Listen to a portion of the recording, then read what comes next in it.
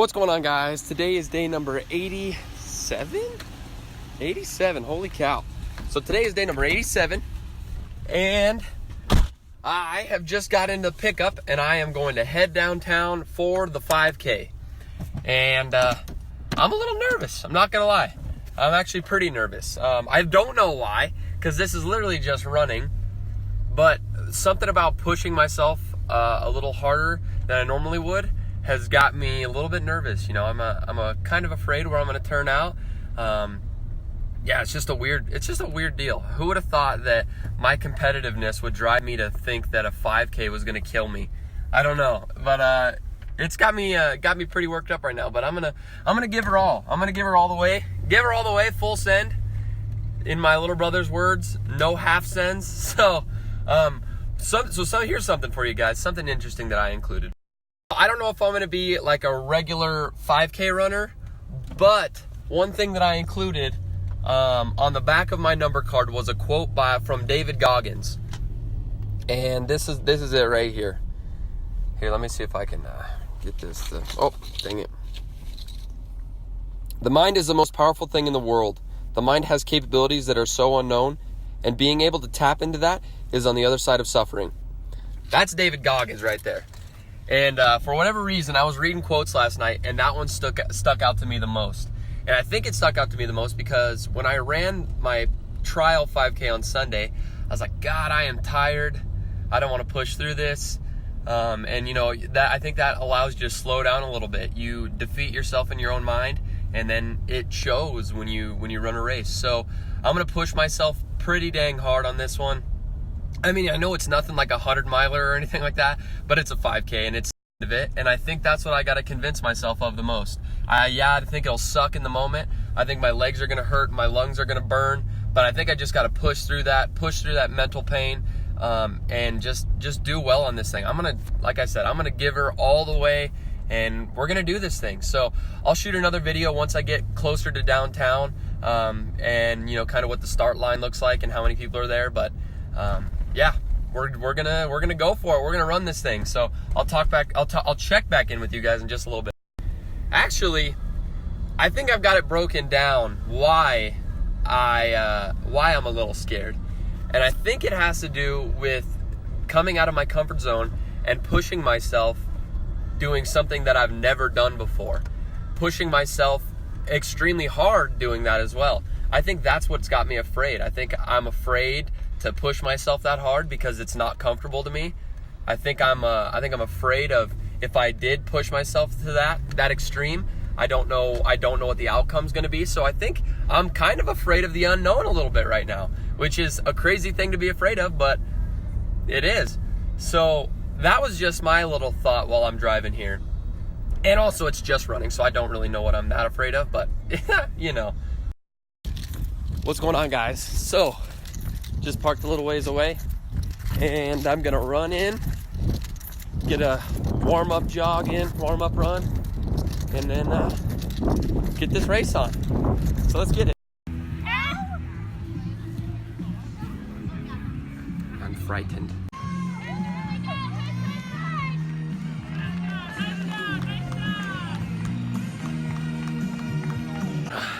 Okay, guys, I just crossed the finish line for the 5K, and I think I'm gonna die. But I'm not gonna die, because it's not that bad. Mind over matter. Push yourself. That's all I got for right now. I'm tired. What's going on, guys? Molly came and picked me up from my race because I couldn't walk. No, I'm just kidding, that's not true. I just finished up the 5K, and I feel great. There's nothing that I could explain that it's like I've just put myself through like 3.2 miles worth of just absolute garbage, and then just to cross a damn line. So risk and reward the reward is very low. It's all mental and all internal, but I got a free burrito out of it. Oh, okay. So guys, I want to apologize to the Casper Chase 5K. You guys weren't racial profiling. It was just my burrito coupon so that I could get a free burrito from Qdoba. I'm sorry, I apologize. But nonetheless, I'm done. I finished my first competitive race. I ran it at an all-time record of 24 minutes and, hold on. Oh no, I gotta back up. 24 minutes and 24 minutes and 29 seconds. So Tom Fox actually challenged me this morning before I went on a run. And he messaged me and he said, hold on. All right, man, I took your motivation and you're running a 5K tomorrow and ran one as fast as I could tonight, 23:12. 23 minutes, 12 seconds was my final time. He said, I want to see you beat it. So I came in slow. Sorry, Tom Fox. I was giving her all I had, and I was pushing pretty hard. So came in a little slow, Tom, but you know, I'm training for a triathlon, not a 5K, right? All right, I'm gonna go in here with my lovely girlfriend, and we're gonna grab a bite to eat with my grandma, and yeah, I'll check back in with you guys in just a little while.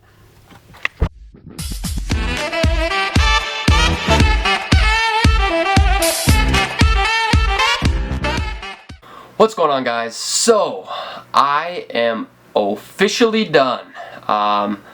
Today has been a really long day. I had the 5K, and then I had, completely unrelated, I had a 10K giveaway that I went to for Coldwell Banker, and I spent plenty of time out in the sun today, so I am pretty well exhausted.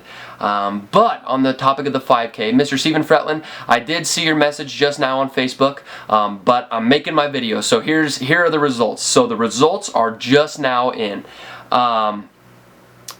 Let's see here. So I didn't place in the top 3. Dang it. I didn't place top 20. That's alright. Top 25. Nope.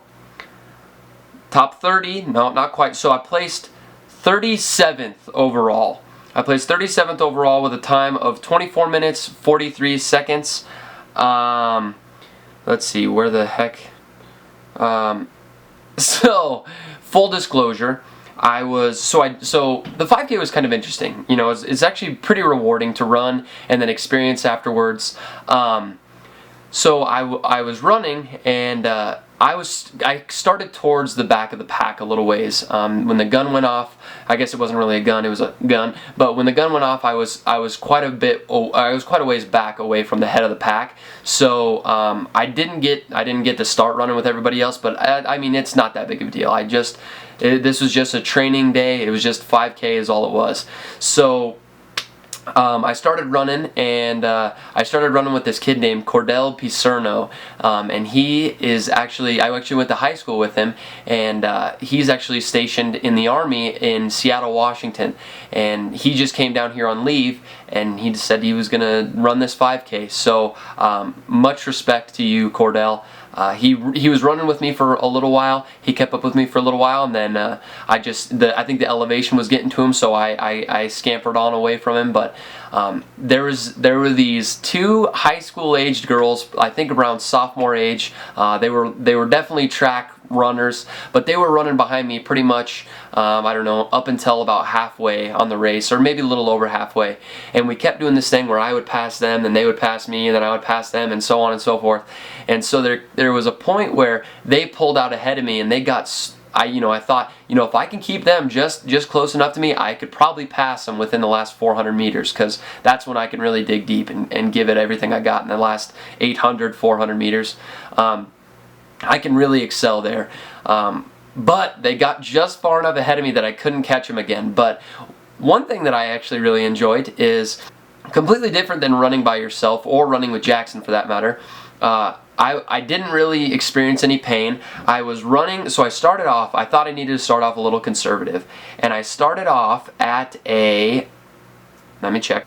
I started off at an 8:05 pace. Then I went to a 7:45 pace for my second mile, and then I went to a 7:38 pace for my third mile. And then for the last 0.14 miles, it only took me, I was running at a 7:14 pace, so pretty much sprinting at that point. But yeah, it was pretty sweet. I would see somebody and I would say, you know what, I'm gonna catch that person. If I could see him, I could pretty well catch him if I had enough distance in order to catch him. I would just reel him in. So, full disclosure, my dad might have said something about me beating somebody twice my age, and in his defense, he didn't actually know that we were racing. So that guy is Mr. Josh Kalinowski. He was running the triathlon. I saw him during check-ins, but other than that, I didn't see him the rest of the race up until halfway point. Right at the halfway point, he was passing me about, I don't know, I'd say probably 200 yards ahead of me. So as I was turning around, he was passing me, and I made it my decision, and I couldn't imagine what my dad was going to say if he beat me, so I was like, you know what, I got to beat Josh.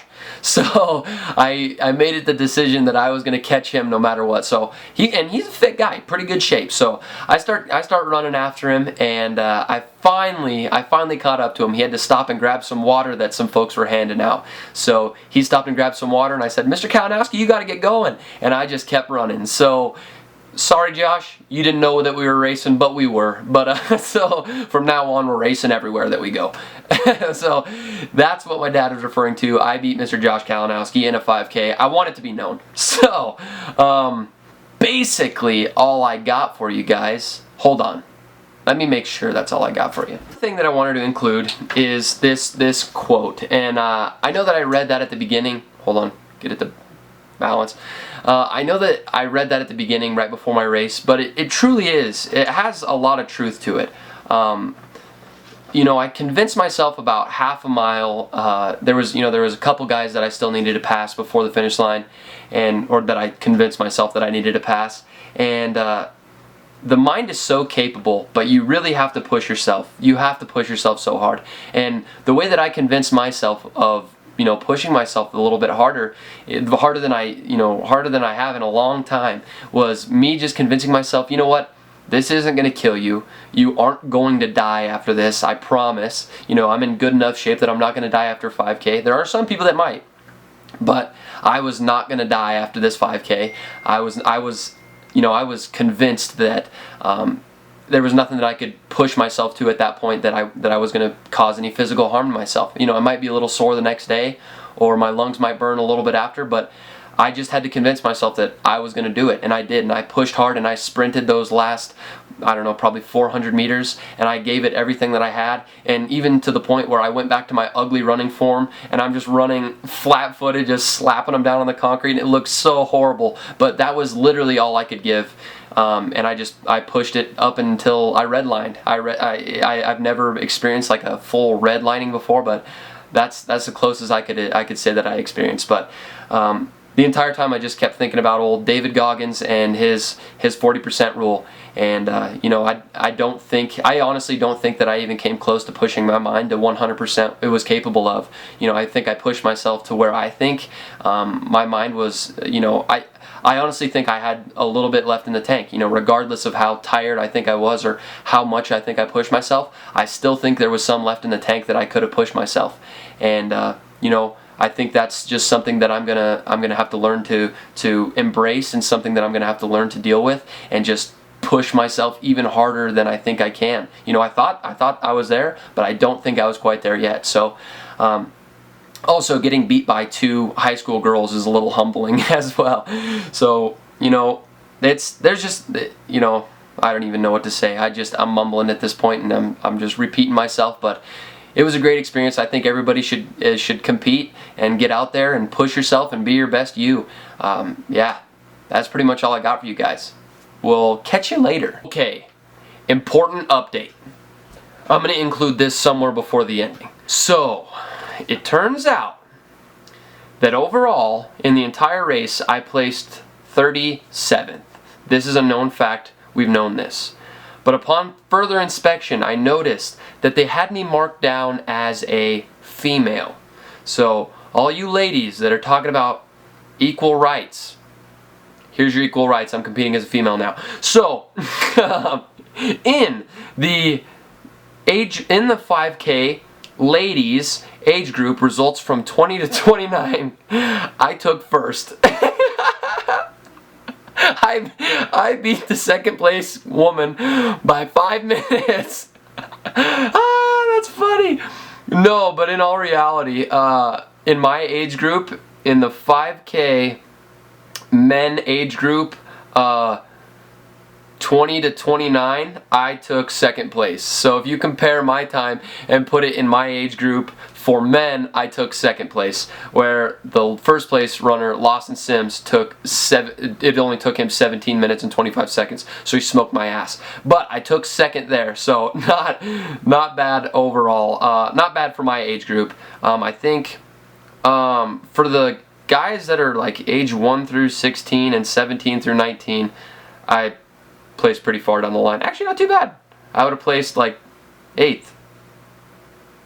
Yeah, I don't know. Anyway, you guys can go cross-reference if you want to. Go look at the CasperChase5k.org.